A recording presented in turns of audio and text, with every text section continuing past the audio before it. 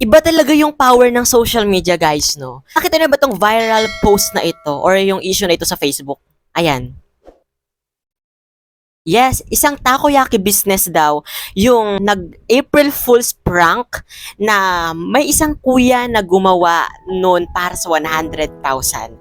And yun pala, kapag pinindot mo yung photo or yung PubMat na pinost itong takoyaki business na to, sa pinakadulo noon may makikita ka na April Fool's prank. Ibig sabihin, hindi totoo yung challenge na pinapagawa nila. Pero itong si kuya ay ginawa niya yung challenge at nagpatato nga siya ng logo nung takoyaki business na yon sa noo niya. And here it is, guys, 'di ba? Itong pinaka-plot twist ng nangyari. Akala natin ay hindi na talaga makakatanggap ng pera si kuya.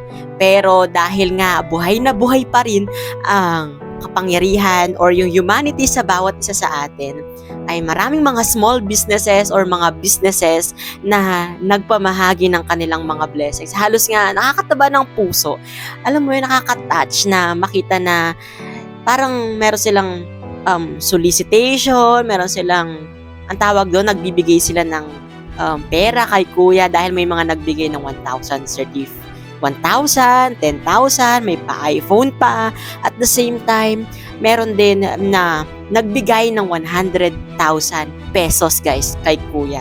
And ay yung pinaka nakakatuwang April Fools na nasaksihan ko sa tanang buhay ko, guys.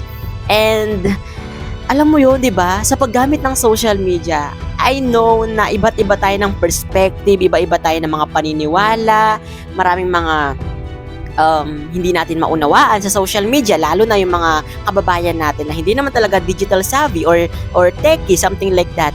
Pero sana yung mga pinagpo-post natin sa social media ay maging responsible din tayo, lalo pa na kung yung ating mga audience ay masa. Kapag sinabing masa, iba't iba kasi mga tao yan eh. May mga marunong mag-Ingles, may mga hindi nakakaunawa ng Ingles, may mga mahina ang pangunawa, pero sana kapag mag-post nga tayo ay kailangan pag-isipan muna natin ng 100 times, kasi yung issue pa lang ganito ay hindi na rin pala siya bago dahil meron na rin na nakasuhan sa US ng ganito rin yung prank nila, April Fools, na nagpa-tattoo din siya ng kanyang pangalan ng radio station naman to, guys, sa noo, yan. And kinatnigan ng judge yung biktima, yung naglagay sa noo ng nagpatato sa noo, di ba?